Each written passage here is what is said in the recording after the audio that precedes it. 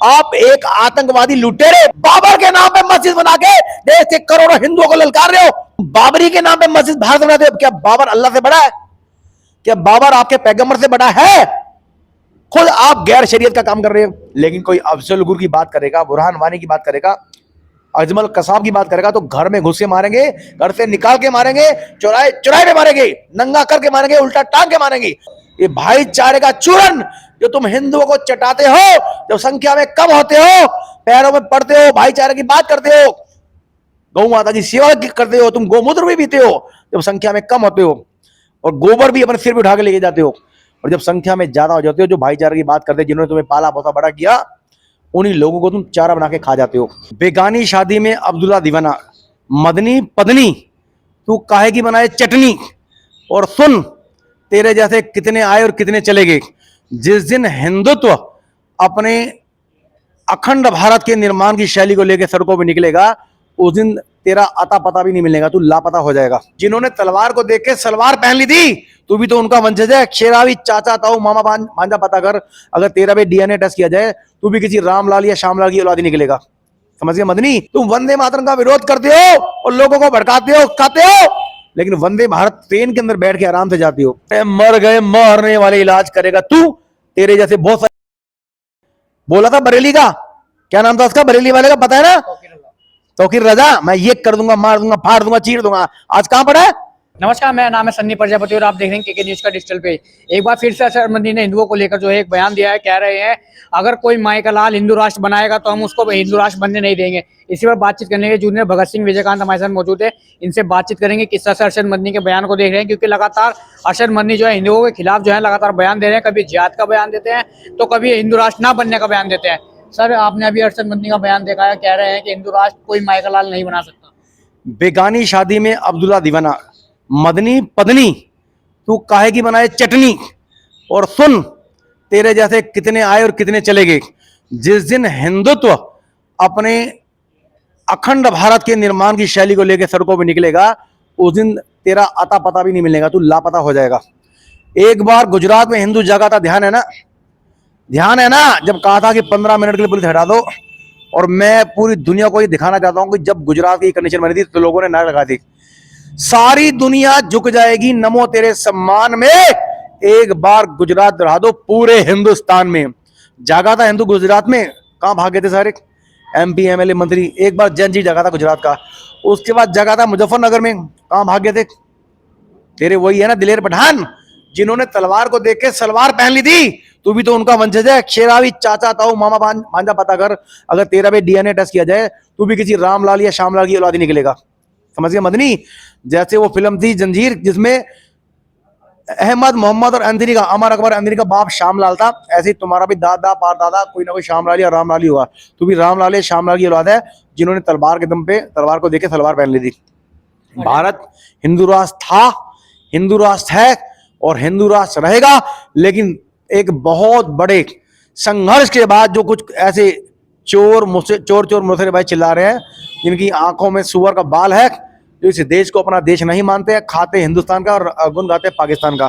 नमक भारत का खाते हैं, गुण पाकिस्तान का खाते हैं। मदनी पदनी अपने आप को संभाल लो, इस तूफान से पहले की खामोशी को संभाल लो। ये जो तूफान से पहले की खामोशी है, जो अहिंसा परमो धर्म का संदेश लेके अभी तक आपके सामने मौन खड़ी है, जिस दिन इन्होंने गीता का मंत्र पूरा पढ़ लिया, उस दिन सोच तेरा और तेरे चाहने वाले लोगों का क्या होगा। तुम भाग जाओगे पाकिस्तान में, भाग जाओगे बांग्लादेश में, भाग जाओगे अफगानिस्तान में। इस देश में तुम्हारा कुछ नहीं है, क्योंकि तुम वंदे मातरम विरोधी हो। तुम वंदे मातरम का विरोध करते हो और लोगों को भड़काते हो, खाते हो, लेकिन वंदे भारत ट्रेन के अंदर बैठ के आराम से जाती हो। वंदे भारत में और वंदे मातरम में क्या, बताओ क्या कमी है, क्या फर्क है? वंदे भारत मुंह से बोलते हो, लेकिन वंदे मातरम गाते हुए तुम्हारी जान निकलती है, देश के राष्ट्रगीत का अपमान करते हो। इसलिए अपने आप को संभालो। पूरी दुनिया इस वक्त तुमसे परेशान है, तुम्हारी सोच, तुम्हारी विचारधारा से, तुम्हारी अशांति वाली, आतंक फैलाने वाली अपने इस सोच को बदल ले। अगर भारत का युवा, भारत का बंदा, भारत की माताएं बहनें फिर पुनः अगर जाग गई, तुम्हें भागने का रास्ता नहीं मिलेगा। समझ लो, संभाल लो अपने आप को। क्या देश के अंदर कोई बड़ी चीज होने वाली है जिसको लेकर अरशद मदनी लगातार कभी मुस्लिमों को उकसा रहे हैं, कभी हिंदुओं के बारे में उल्टा सीधा बयान दे रहे हैं। ये सारे के सारे डीप स्टेट के मोहरे हैं। अमेरिका, चाइना, पाकिस्तान की फंडी में बनने वाले भौंकने वाले लोग हैं। जो पाकिस्तान के पैसे थे, चाइना के पैसे थे, अमेरिका के पैसे थे, अन्य जितनी भारत विरोधी स्टेट हैं या कंट्री हैं, उनके दम पे पलने वाले हैं।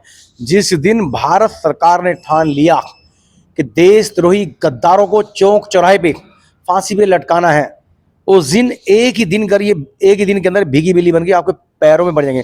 आपको अपने इतिहास पे इतना गर्व है, आप लोगों से चिल्ला चिल्ला के आते हैं। जब मोहम्मद गौरी ने 16 बार तुम्हारी फाड़ के रख दी, तुम्हें नीलाम कर दिया, नंगा कर दिया चौराहे पे, तुम उन्हीं के वंशज हो जो पैरों में भीग पड़ के अपनी जान की मांगते थे। पृथ्वीराज चौहान जी, हमें माफ कर दो, हमारी फट गई है, हम मासूम हैं, बीमार हैं, हम बच्चे हैं, हमें माफ कर दो, हमारी बीवी बच्चे हैं, हम नीलाम अजय, हमें माफ करो, हमारे पिछवा के लट मारो, लेकिन हमें माफ कर दो। माफी हम मांग के माफी वीर बन के तुम अब तक हम गारे थाने बस से आए हो। अगर पृथ्वीराज चौहान उसी वक्त मोहम्मद गौरी को बीच में 2 टुकड़े करके फाड़ देता, तलवार से चीर देता, तो आज भारत हिंदू राष्ट्र ऑलरेडी घोषित हो चुका होता। देश के अंदर सैकड़ों इस प्रकार के जयचंदों ने भूलवश अपने लोगों से गद्दारी ना की होती, तो आज पूरे भारत में एक भी जिहादी मलिच ना होता। जो भारत माँ को डायन कहते हैं, वंदे मातरम का विरोध करते हैं, गौ माता की हत्या करते हैं, संविधान की धज्जियां उड़ाते हैं, भारत के संविधान को मानते नहीं है और देशद्रोही गद्दारों के साथ मिलकर आतंक फैलाते हैं, ऐसे लोगों की भारत में कोई जगह नहीं है। इसलिए कहता हूं, तुरंत भारत छोड़ दो, इस प्रकार की बयानबाजी बंद कर दो। ये भाईचारे का चूरन जो तुम हिंदुओं को चटाते हो, जब संख्या में कम होते हो, पैरों में पड़ते हो, भाईचारे की बात करते हो, गौ माता की सेवा करते हो, तुम गोमूत्र भी पीते हो जब संख्या में कम होते हो, और गोबर भी अपने सिर पे उठा के लेके जाते हो, और जब संख्या में ज्यादा हो जाते हो, जो भाईचारे की बात करते हैं, जिन्होंने तुम्हें पाला पोसा बड़ा किया, उन्हीं लोगों को तुम चारा बना के खा जाते हो। लेबनान के लोगों ने 5000 मलच शरणार्थियों को जब शरण दी अपने अंदर, उस वक्त रो रो के कहा, मलच छोड़े, हमारे छोटे छोटे बच्चे हैं, भूखे हैं, प्यासे हैं, लंगड़े हैं, विकलांग हैं, हमें शरण दो, हमें दवाई दो, रोटी दो, पानी दो। उन्होंने तुम्हें रोटी दी, दवाई दी, पानी दी, बदले में तुमने क्या दिया उनको? पूरे लेबनान के शांति प्रिय लोगों को आप मार के खा गए, पूरे देश पे कब्जा कर लिया, तो इस्लामिक राष्ट्र घोषित कर दिया। आज जर्मनी, इटली, ईरान, आपका ये Bhutan, Britain, London, England, America तक में तुमने तबाही मचा रखी है। जिन जिन लोगों ने तुम्हें दया कर देवे, तुम्हें भिखारी समझ के भीख दी, आज तुम उन्हीं लोगों को काटने के चक्कर में लगे हो, उन्हीं को चारा बना के खाने के चक्कर में लगे हो। लेकिन ये एक सीमा है, एक सीमा के बाद जब कोई अहिंसावादी आदमी अपने सब्र के बांध को तोड़ के संघर्ष और क्रांति के लिए तैयार होता है, तो आप जैसे देशद्रोही गद्दारों के पश्चिमों पर चलने वाले लाखों करोड़ों लोगों पे वो भारी पड़ते हैं। इसलिए संभाल लो अपने आप को। ये तूफान से पहले की खामोशी बड़ी तेजी से अखंड हिंदू राष्ट्र के निर्माण में, अखंड भारत के निर्माण में, विश्व गुरु के निर्माण में, गौ हत्या मुक्त भारत के निर्माण में, आतंकवाद मुक्त भारत के निर्माण में बड़ी तेजी से आपकी तरफ बढ़ रही है। अगर आप रास्ते में आओगे इन शांति प्रिय लोगों के, अहिंसावादी प्रिय लोगों के, तो आपको अपने आप को ढूंढना पड़ेगा आईने में। आप आईने में भी दिखाई नहीं देंगे। अर्शद मदनी कह रहे हैं, जिस तरह से मुसलमानों को धर्म परिवर्तन कराया जा रहा है, अब हम 30 करोड़ हैं, अगर अब की बार किसी ने धर्म परिवर्तन करवाया तो ऐसा इलाज करेंगे कि वो कभी वो कहीं की मुंह दिखाने लगे नहीं। अरे मर गए, मरने वाले इलाज करेगा तू, तेरे जैसे बहुत सारे। बोला था बरेली का, क्या नाम था उसका, बरेली वाले का, पता है ना, तौकीर रजा, मैं ये कर दूंगा, मार दूंगा, फाड़ दूंगा, चीर दूंगा। आज कहां पड़ा है? घी बन गई, फिट्टी पिट्टी को मोगज की। कश्मीर में चला दे, हम खून की नदियां बहा देंगे 397 में। क्या कर लिया? गुजरात में चला दे, मार देंगे, फाड़ देंगे, चीर देंगे। क्या कर लिया? राम मंदिर बन गया तो ये कर देंगे, वो कर देंगे। बन गया राम मंदिर, क्या कर लिया? उखाड़ लिया कुछ। संभल में चला दे, क्या कर लिया? औकात में रहोगे तो फायदे में रहोगे। अपनी औकात और अपने पजामे से बाहर मत निकलो। बार बार कह रहा हूं, जिस दिन पाकिस्तान की तरह, बांग्लादेश की तरह अगर भारतीय सेना ने भी बगावत कर दी, अपने शौर्य और पराक्रम के लिए, अपने स्वाभिमान और मान सम्मान की रक्षा के लिए 1% लोगों ने भी बगावत कर दी, तो बार बार कह रहा हूं, तुम अपने आप को आईने में भी ढूंढ नहीं पाओगे, धरती के नक्शे से गायब हो जाओगे। इसलिए बचा लो अपने आप को, शांति से रहो, संविधान के दायरे में रहो, संवैधानिक बात करो, यहां पे आतंक मत फैलाओ, अशांति मत फैलाओ। गौ हत्यारों के विरुद्ध आप संघर्ष की आवाज बुलंद करो, देशद्रोहियों के खिलाफ आवाज बुलंद करो, आतंकवाद को संरक्षण देने वाले लोगों के विरुद्ध फतवे जारी करो। अगर सही सलामत इस भारत में सुरक्षित रहना है तो, भाईचारे के साथ रहना है तो। और हिंदू एक सच्चे मुसलमान के साथ है, जो अब्दुल कलाम की बात करता है, अब्दुल कलाम के रास्ते पे चलता है, जो अब्दुल हमीद की बात करता है, और सैकड़ों हजारों ऐसे राष्ट्रवादी मुसलमान जो रस खान जैसे हैं, हम उनको सैल्यूट करते हैं, उनका मान सम्मान करते हैं। लेकिन कोई अफजल गुर की बात करेगा, बुरहान वानी की बात करेगा, अजमल कसाब की बात करेगा तो घर में घुस के मारेंगे, घर से निकाल के मारेंगे, चौराहे चौराहे में मारेंगे, नंगा करके मारेंगे, उल्टा टांग के मारेंगे। इसलिए औकात में रहिए। अरशद मदनी कह रहे हैं कि लगातार मुसलमानों को टारगेट किया जा रहा है और कहीं ना कहीं हमको परेशान किया जा रहा है, तो अब आपको सड़कों पर आना पड़ेगा। मैंने कहा मुसलमान टारगेट पे आता ही क्यों है? क्यों तुम ऐसे मुसलमानों के जनाजे में जाते हो जो आतंकवादी हैं, देशद्रोही हैं, गद्दार हैं? खुद टारगेट पे अपने आप को लेके आते हो। पाकिस्तान भारत पे हमला करता है तब तुम उनके समर्थन बोलते हो। पाकिस्तान भारत का मैच होता है तो पाकिस्तान जिंदाबाद तुम बोलते हो। भारत के अंदर लव जिहाद करते हो। लव जिहाद पकड़ने, लव जिहाद के जो हिंदू लड़कियां बलात्कार करते हैं, लव जिहाद करते हैं, ऐसे सैकड़ों हजारों लाखों मुसलमान रोज पकड़े जा रहे हैं, तुम उनके समर्थन में बोलते हो। कोई आतंकवादी पकड़ेगा तुम उसके लिए सुप्रीम कोर्ट में वकील खड़े करते हो, उसके पक्ष में बोलते हो। तुम वंदे मातरम का विरोध करते हो, भारत मां को डैन कहते हो, हिंदुओं को मारने का षड्यंत्र करते हो, धर्मांतरण का काम करते हो, जबरन जहर घोलते हो लोगों में, तो तुम टारगेट क्यों नहीं आओगे? चलो भारत में तुम टारगेट आ रहे हो, अमेरिका में तुम्हारे साथ कौन लड़ रहा है? इटली में कौन लड़ रहा है? लंदन, जापान, पेरिस, आपका मलेशिया, इंडिया, इंग्लैंड में कौन लड़ रहा है? फ्रांस में कौन लड़ रहा है? पेरिस में कौन लड़ रहा है? बताइए। बांग्लादेश में कौन लड़ रहा है? पाकिस्तान में कौन लड़ रहा है? वहां तो हिंदू नहीं है, वहां तुम क्यों लोगों के टारगेट रहे हो? हमारे हिंदुस्तान के केरल में, बंगाल में, अन्य कई ऐसे स्टेटें हैं, ऐसे राज्य हैं जहां तुम बहुसंख्यक हो गए, अल्पसंख्यक हिंदुओं को जान से मारने का प्रयास करते हो, मारते हो, उनके बच्चों को तकवा के मारते हो, उनके मंदिर तोड़ते हो, उनकी बहन बेटी से बलात्कार करते हो। उसका दोषी कौन है? वहां टारगेट पे कौन है? और तुम काहे के अल्पसंख्यक हो? यूएन के अकॉर्डिंग जिस देश की आबादी 100 करोड़ है, अगर वहां 1 करोड़ की आबादी है जिसकी 1%, वो ही अल्पसंख्यक हो सकता है। तुम अल्पसंख्यक के सारे यहाँ पे सुविधाएं ले रहे हो और फिर भारत से गद्दारी करते हो। दुनिया के किसी मुस्लिम देश में वक्फ बोर्ड नहीं है, किसी देश में और वो ऐसे संस्था जो भारत में वो भी नहीं है। भारत में तुम सुविधा ले रहे हो, सारे गैर कानूनी और गैर क्या कहते हैं मुस्लिम, गैर इस्लामिक काम करते हो, उसके बाद भी चिल्लाते हो, दौड़ते हो।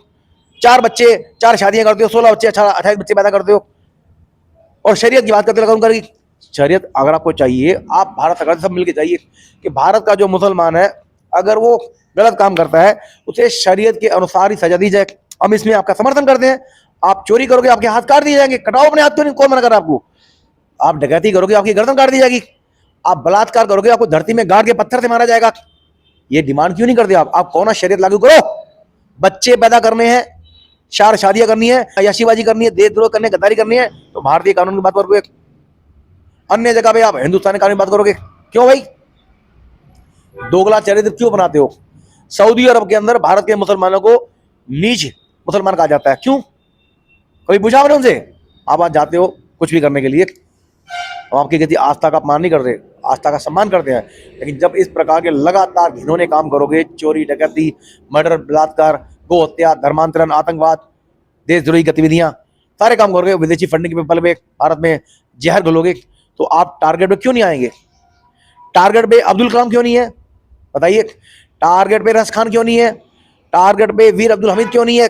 टारगेट पे फैज खान क्यों नहीं है? टारगेट पे मोहम्मद आरिफ खान क्यों नहीं है? दुनिया का सबसे बड़ा हर तरह की भाषा जानने वाला राज्यपाल आरिफ खान, आप उसे डिबेट कर लो, कोई आप उसे डिबेट करने तैयार नहीं है। फैज खान आपको दिल्ली ललकार रहा है, वो खुद कहता है कि तुम कैसे मुसलमान हो, तुम बाबरी के नाम पे मस्जिद भारत बनाते हो। क्या बाबर अल्लाह से बड़ा है? क्या बाबर आपके पैगंबर से बड़ा है? खुद आप गैर शरीयत का काम कर रहे हो। किसी इंसान के नाम मस्जिद नहीं बन सकती, आपके अल्लाह के नाम से बन सकती है, आपके और अन्य जो रसूल के नाम बन सकती है। आप एक आतंकवादी लुटेरे बाबर के नाम पे मस्जिद बना के देश के करोड़ों हिंदुओं को ललकार रहे हो, उन्हें चुनौती दे रहे हो। शांति प्रिय समुदाय जो अपने धर्म के लिए इतनी दिनों से संघर्ष कर रहा है, 500 सालों के संघर्ष के बाद राम मंदिर के निर्माण की खुशियां मना रहा है, आप फिर उनके जख्मों में नमक डालने का काम कर रहे हो, बाबर की मस्जिद बना के नाम पे। ये सोच आपको कहां से मिल रही है? इस सोच से आपको फायदा क्या मिल रहा है? हिंदुओं को ललकारना, हिंदुओं के जख्मों पे नमक डालना, उन्हें तबा के मारना, जिसे आप हलाल कहते हैं। हलाल सर्टिफिकेट आपको 42,000 करोड़ भारत में मिल रहा है। उस 42,000 करोड़ को आप आतंकवादियों को, बलात्कारियों को, गो हत्यारों को बचाने में सुप्रीम कोर्ट में लड़ाई लड़ने लगा रहे हैं। आखिर कब तक कोई सब्र करेगा? सब्र की भी एक सीमा होती है और अति का अंत बहुत बुरा होता है। हिंदुओं को अति करने के लिए मजबूर मत करो, अपने धर्म के लिए हथियार उठाने के लिए मजबूर मत करो, हिंदुओं को अपने स्वाभिमान के लिए, बहन बेटियों के बलात्कारी को मारने के लिए आप हथियार उठाने के लिए मजबूर मत करो। जिस दिन हिंदू ने हथियार उठा लिया तो आपको अपनी औकात पता चल जाएगी। बता रहा हूं, धरती पे भागने के लिए जमीन कम पड़ जाएगी। इजराइल ने हथियार उठाया, ढूंढ ढूंढ के आपको घर से निकाल के मार रहा है, ढूंढ ढूंढ के। और आपके बाप में भी इतनी हिम्मत नहीं है कि आमने सामने की बराबरी की लड़ाई आप दुनिया की किसी भी देश की सेना से लड़ सको। नहीं, इतना अपनी माँ की, आपकी माँ ने आपको दूध नहीं पिलाया। मैं चैलेंज करता हूं, आप बताइए ऐसा कौन सा इस्लामिक देश है जो ये चैलेंज करे कि मैं दुनिया के इस देश के साथ, उसकी सेना के साथ डायरेक्ट आमने सामने की बराबरी की लड़ाई लड़ रहा हूं। आप चोर हो, आप बुज़दिल हो, कायर हो, केवल इंसान और जानवर को बांध के मारते हो, घेर के मारते हो, निहत्थे को मारते हो, एक को 100 लोग मिलके मारते हो, 1000 को 1 लाख मिलके मारते हो। दुनिया में कहीं भी आज तक आपने बराबरी की लड़ाई नहीं लड़ी, किसी भी ताकतवर इंसान के साथ बराबरी की आमने सामने की चैलेंज करके आपने कोई लड़ाई नहीं जीती। इसलिए बार बार कह रहा हूं, ये जो सोया हुआ हिंदू समाज है, ये गुरु गोविंद सिंह का वंशज है, बंदा सिंह बहादुर का वंशज है, गुरु तेग बहादुर का वंशज है, ये पृथ्वीराज चौहान का वंशज है, महाराणा प्रताप का वंशज है, छत्रपति शिवाजी का वंशज है।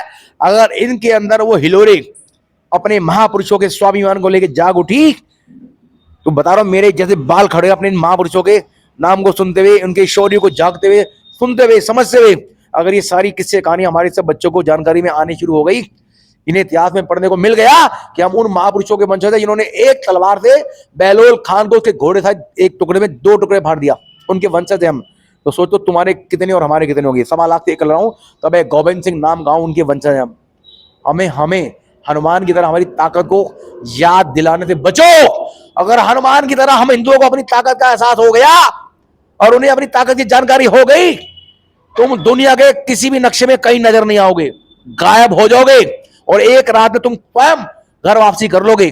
धर्म बोलते नहीं, घर वापसी करोगे, क्योंकि तुम्हारे बाप दादाओं ने तलवार को देख के सलवार पहन ली थी। इसलिए सोचो, समझो, पहचानो अपने आप को, अपने पूर्वज को याद करो, स्वेच्छा से, स्वयं की प्रेरणा से वापस अपने घर में वापसी कर लो। समझ गए? तो कायदे में रहोगे तो फायदे में रहोगे। ये थे जूनियर भगत सिंह विजयकांत, जिन्होंने मौलाना अरशद मदनी के बयान को लेकर पलटवार किया है। साफ तौर पर कहना इनका ये है, जिस तरह से मौलाना अरशद मदनी बयान दे रहे हैं, कहीं ना कहीं मौलाना मदनी को जो है इस बयान से बचना चाहिए। फिलहाल सुन रहे हैं, नमस्कार।